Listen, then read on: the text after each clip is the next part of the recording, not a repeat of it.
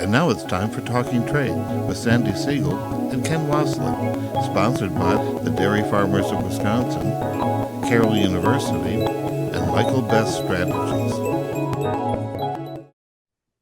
Welcome to Talking Trade. I'm Sandi Siegel, CEO of ME Day and Company, Customs Broker and Freight Forwarder. It's a pleasure to welcome back our guest today, Doug Rebout, partner of Roger Rebout and Sons Farms, also a chair of DATCP, the Department of Agriculture, Trade, Consumer Protection, and lastly, president of the Wisconsin Soybean Association.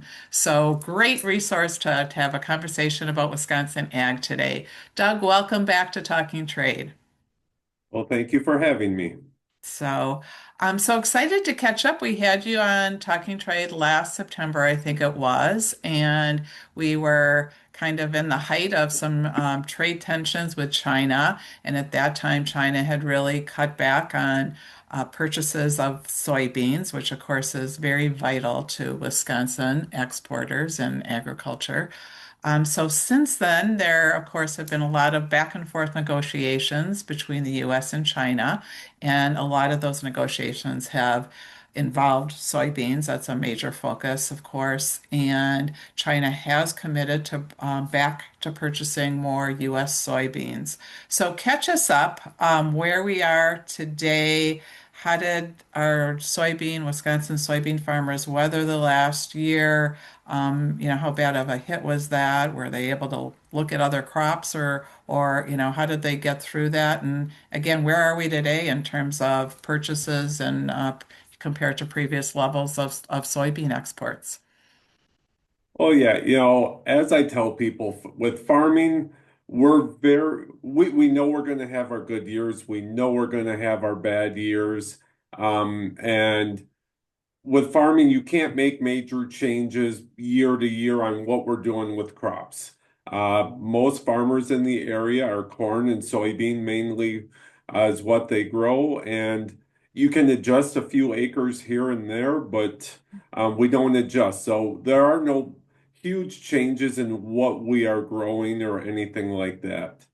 And I mean, yeah, when it comes down to trade, yeah, China is buying from us.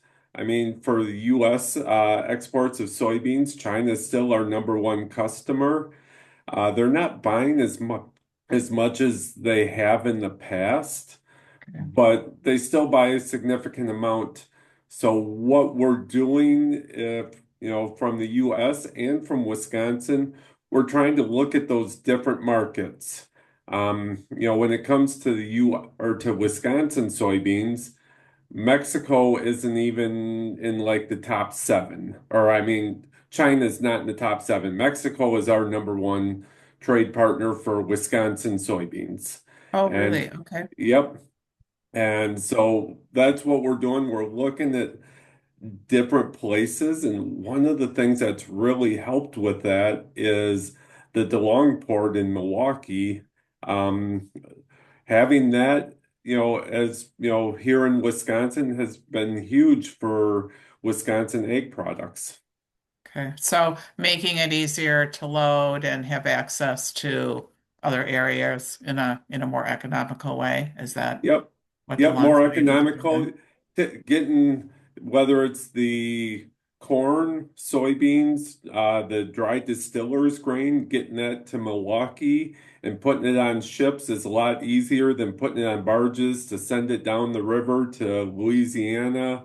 It just makes it easier. And actually, it opens up another market, taking out the St. Lawrence Seaway and kind of Right. opens up that Northern Africa, European, Okay. Ireland market a little bit more for us. Terrific. So, okay. So China not quite where it was, but looking elsewhere to make up that lost market share, it Yes. sounds like. Okay. I know China turned to Brazil when they really walked away from US soybeans last year.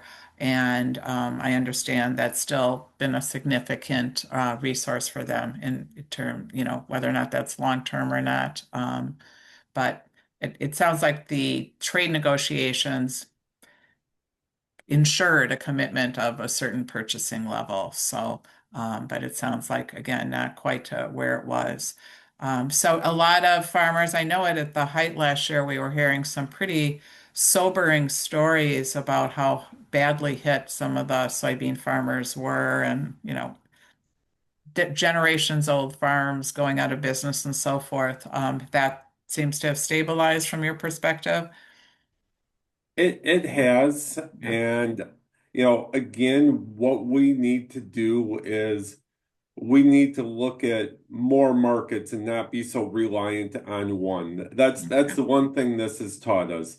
It was a big impact, but it's forced us to look at different markets, or well, we've always looked at the different markets, but it's put more emphasis on those different markets and also more emphasis on just trying to find more domestic uses here in the US so we're not so reliant on trade. On international trade, sure. Okay. Well, I think like everything we've learned in the various trade wars is diversify your supply chain, right? And be less reliant on one area.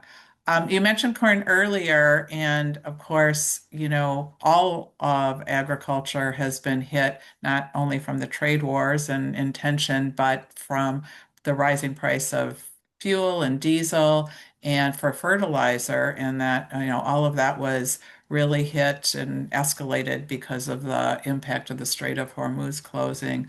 So I understand that corn, it's more significant for corn growers than soybean because of the type of fertilizer used. Can you explain a little bit on how all of that concern with diesel and fertilizer is hitting the corn industry and what that looks like today? Yeah, between corn and soybeans, there's a lot more inputs into the corn, growing the corn than there is the soybeans. Okay. And where a lot of that is in your nitrogen and potassium and everything. And a lot of that comes from through the Strait of Hormuz.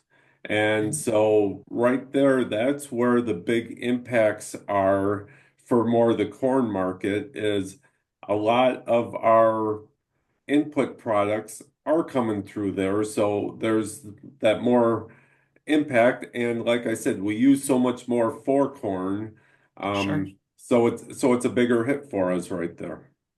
So what's the outcome of that? Smaller margins or increasing pricing of the, to market or Well, I mean, for this growing crop, there wasn't much of an impact because most farmers had all of our inputs bought before the Iran war started and the Mm, Strait of Hormuz was closed. okay. So, Okay. so for this year's crop, there's not that big of an impact. Okay.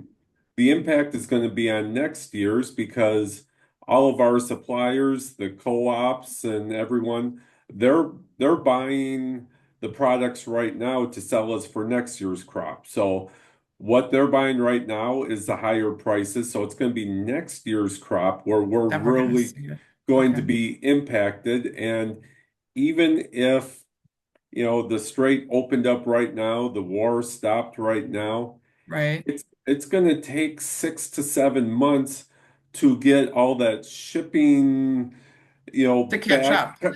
Yep, get it caught up. So just Sure. because something stops doesn't mean those prices are automatically going to fall down. And by by the time everything catches up and prices start to come down, well, all the suppliers will have all their or most of their stuff bought, and the end result is we as farmers are going to be the ones paying for that.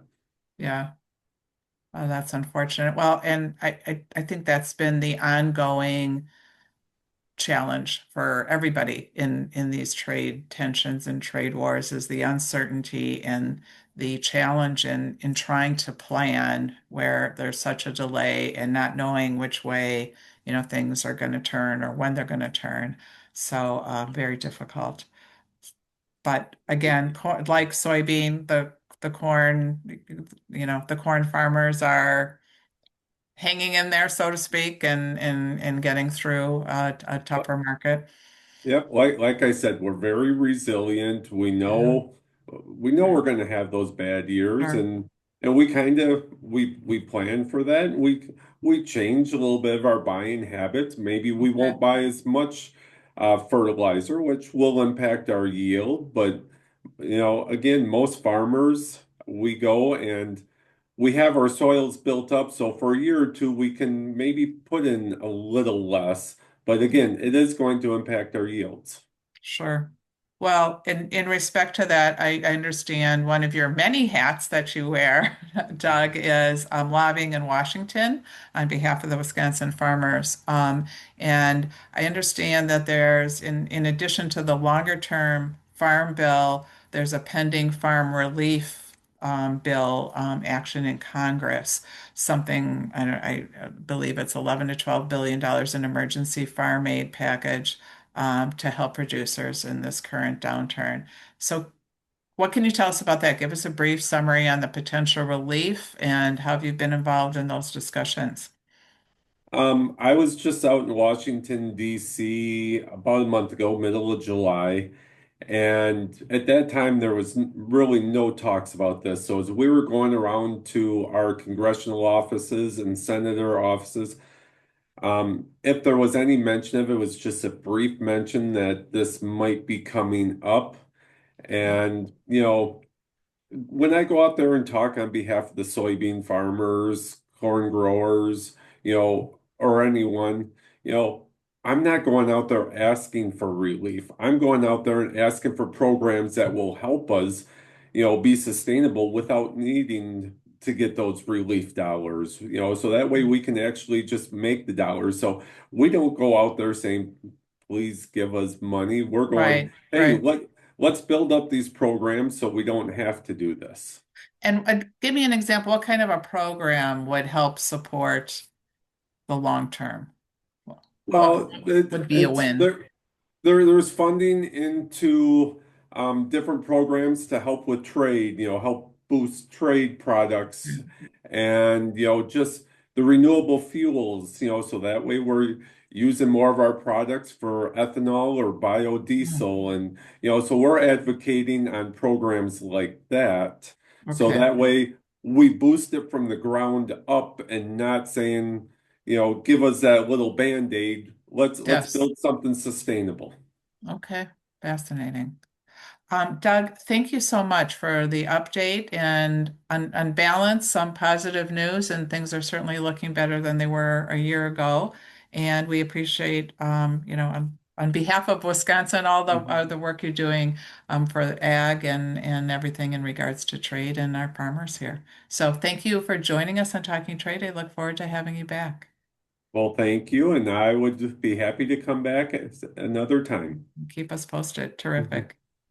You've been listening to Talking Trade with Sandi Siegel and Ken Waslick, sponsored by the Dairy Farmers of Wisconsin, Carroll University, and Michael Best Strategy.